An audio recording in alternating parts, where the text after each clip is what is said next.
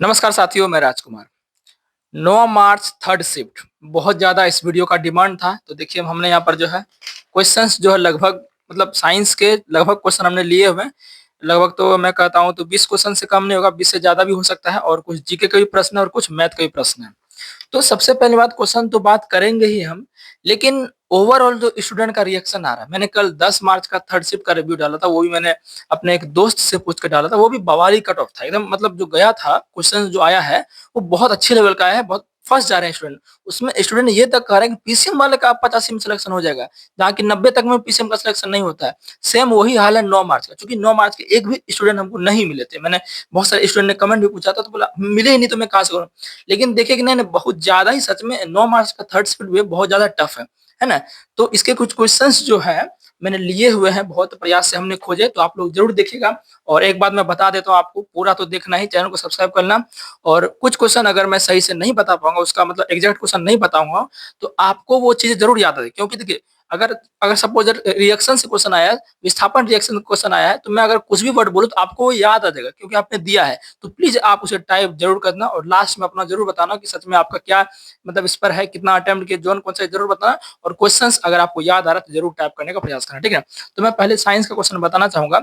एक साइंस का क्वेश्चन ये था कि ये तो इजी था कि जो शक्ति, विद्युत शक्ति आपका होता है, उससे उसके जो चार सूत्र होते हैं, वो चार सूत्र में पूछा था कि इनमें से कौन सा नहीं है। इलेक्ट्रिक पी बराबर वी आई, पी बराबर आई स्क्वायर आर, पी और वी स्क्वायर बटा आर, और पी और डब्ल्यू बटे टी, ये सूत्र था, इससे पूछा था, ठीक है ना। और एक खरीफ फसल और रबी फसल से कुछ क्वेश्चन था, जो कि स्टेटमेंट वाइज प्रश्न था, ठीक है। मैं इसको बार बार देखना पड़ता है, कहीं बंद हो जाता है तो दिक्कत हो जाता है, पूरा मेहनत बर्बाद। तो खरीफ फसल रबी रबी फसल से प्रश्न था। अब ये क्या प्रश्न था आपको याद है तो जरूर लिख देना, ठीक है ना। और बता देता हूँ, एक पूछा था कि संथाल विद्रोह के नेतृत्वकर्ता कौन थे। तो संथाल विद्रोह के नेतृत्वकर्ता कौन थे, सिद्धू और कान्हू थे, ठीक है ना, ये सवाल था आपका।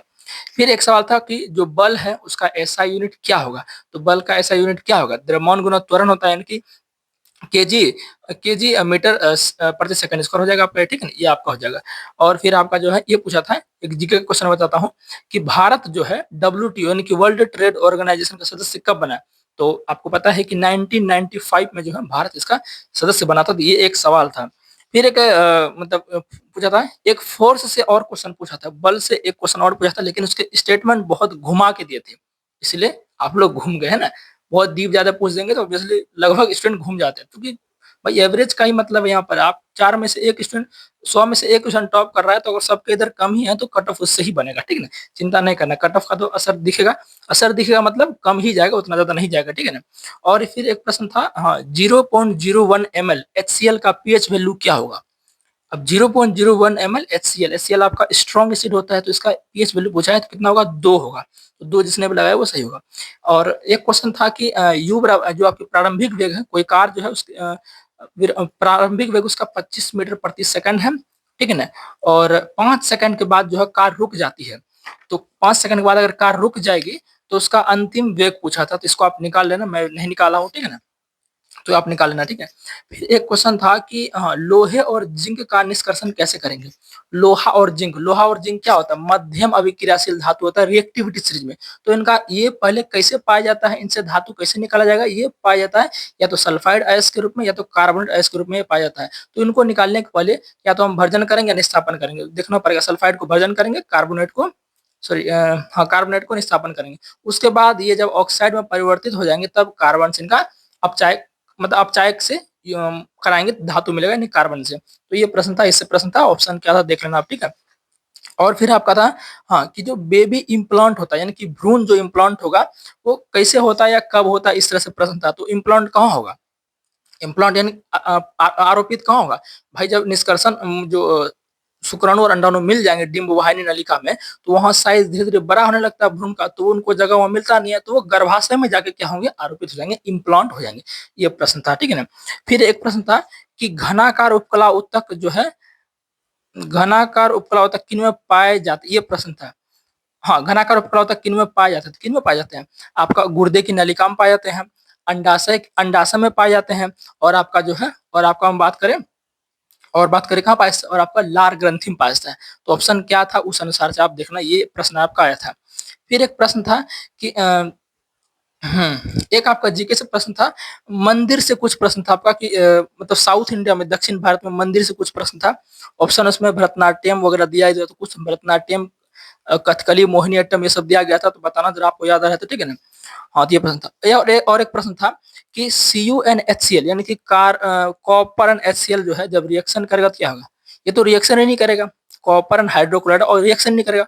और ऑप्शन में ऐसा ही कुछ था कि रिएक्शन होगा या नहीं होगा, या रिएक्शन होकर क्या उत्पाद बनेगा या बनेगा ही नहीं बिल्कुल, इस तरह से ऑप्शन भी था, ठीक है ना।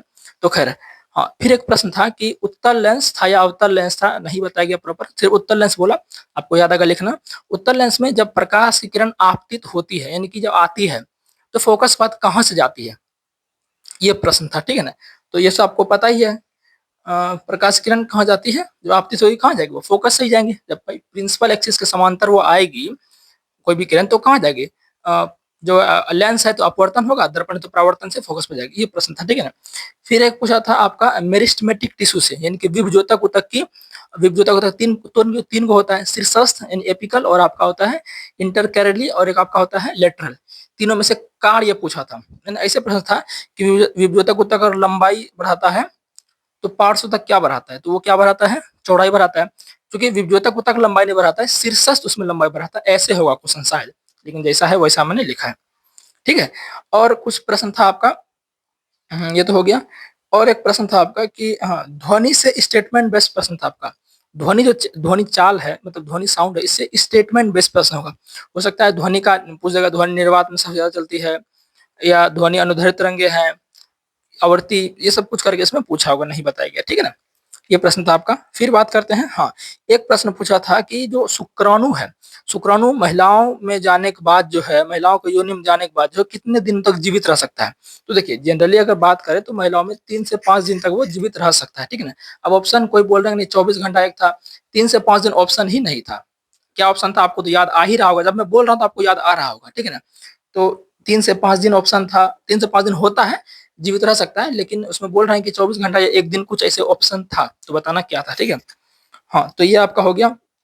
और फिर एक क्वेश्चन था कि मतलब जो तारे हैं वो क्यों टिमटिमाते हैं, तो सिंपल से रीजन है, ड्यू टू एटमॉस्फेरिक रिफ्रैक्शन, यानी कि वायुमंडलीय अपवर्तन कार्य टिमटिमाते हैं। ये प्रश्न था आपका, ठीक है। फिर उसके बाद मैं बात करूँ, हाँ, गैस को अगर कंप्रेस किया जाएगा तो क्या होगा, जो गैस, जो पदार्थ की जो गैस अवस्था है, इसको अगर हम कंप्रेस करेंगे तो क्या होगा। तो भाई गैस को जब कंप्रेस करेंगे, ऑप्शन देख लेना क्या था, मैं इसका आंसर बोल देता हूँ।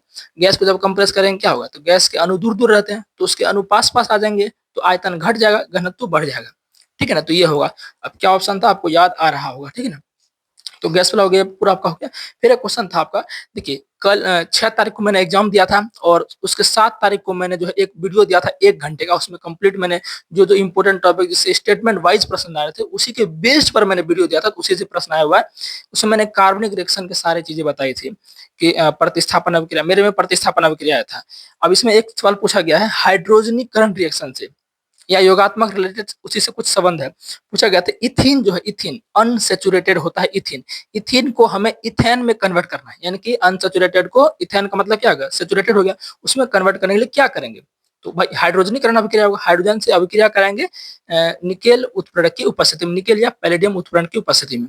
तो सिंपल पूछा था कि इथीन जो, इसको इथेन में बदलने के लिए कौन सी अभिक्रिया, या क्या किससे अभिक्रिया करेंगे, तो हाइड्रोजन से। ये प्रश्न था आपका, ठीक है। और हाँ, ये हो गया आपका फोर्स का क्वेश्चन, घुमा पूछा था। हाँ, एक मैथ का क्वेश्चन था, पूछ रहा था कि 40% इसका डाटा उन्होंने नहीं बताया, छोड़िए गए, 40% पत्नी पर, 20% अपने पर, उसके बाद इन्होंने नहीं बता पाया, तो मैं फिर भी बोल दिया मैंने आपको, ठीक है। तो यही सब आपका। एक प्रश्न था सोडियम और सोडियम का द्रव्यमान कुछ दिया था, है ना, उसको क्लोरीन से, क्लोरीन को कुछ मात्रा से रिएक्शन करवाना था, तो द्रव्यमान के रूप में उधर क्या बनेगा, ऐसे कुछ सवाल था। हो सके ये पूछा होगा कि सोडियम के इतना द्रव्यमान, क्लोरीन के इतने द्रव्यमान से रिएक्शन कराएंगे तो उधर क्या बनेगा, तो भाई दोनों को जोड़ के उतना ही द्रव्यमान उधर बनेगा, है ना। तो ये था। हाँ, धमनी शिरा से प्रश्न था। धमनी शिरा से प्रश्न क्या था कि कुछ वाल्व होते हैं, जैसे कि माइट्रल वाल्व हो गए, ट्राइक्यूस्पिड बॉल हो गए, इससे कुछ रिलेटेड प्रश्न था। तो मैंने हृदय वाला कंप्लीट आपको भाई पढ़ाया हुआ, एक भी प्रश्न उससे छूट जाए तो बोलना। कंप्लीट पढ़ाया है कि ट्राइक्यूस्पिड बॉल में क्या होता है, माइट्रल बॉल में क्या होता है, महाधमनी में क्या होता है, महाशिरा में क्या होता है, फुफ्फुस शिरा, फुफ्फुस धमना क्या होता है, सब चीज मैंने बताया हुआ। तो उसी से कुछ प्रश्न था, याद होगा तो आप जरूर बोलिएगा, ठीक है। तो यही मेरे भाई जो थे, जो मैंने बताया, यही आपके क्या थे टोटल, जितना मुझे प्रश्न था वो मैंने। अच्छा, एक क्वेश्चन और था कि लाइसोसोम के एंजाइम का क्या काम है। तो लाइसोसोम से क्या निकलता है, जल अवघटक एंजाइम निकलता है, जो कोशिका के अंदर जो कोशिका मर जाते हैं उनको क्या करते हैं, ये उनका डाइजेशन करने का काम करते हैं, पाचन करने का, उनको सफाई करने का ये काम करते हैं, ठीक है। तो ये प्रश्न था आपका।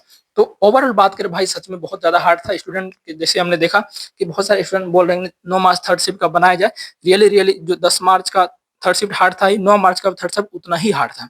कट ऑफ इस पर बहुत ज्यादा डिसाइड होगा 9 मार्च के थर्ड शिफ्ट पर। और तो मैं कुछ नहीं सुना हूँ, 6 मार्च को भी हमने देखा, 6 मार्च को ऑल शिफ्ट देखा, उसमें ज्यादा कुछ नहीं था, क्योंकि मैं भी 93 अटेम्प्ट करके आया हूँ 6 मार्च का सेकंड शिफ्ट, है ना। और आपका इधर मतलब कोई भी ज्यादा हार्ड हमें नहीं दिख रहा है, लेकिन इसी दोनों में बहुत सारे कैंडिडेट जो है ये बोल रहे हैं कि सच में जो है मतलब हार्ड है प्रश्न, हार्ड है। मैं अच्छे से करके गया था, लेकिन मेरे हार्ड है प्रश्न। तो आपको क्वेश्चन याद आ रहा है जरूर, और अपना कुछ रिव्यू जरूर दीजिएगा, सच में क्या था आप भी बोलिएगा जरूर, ठीक है ना।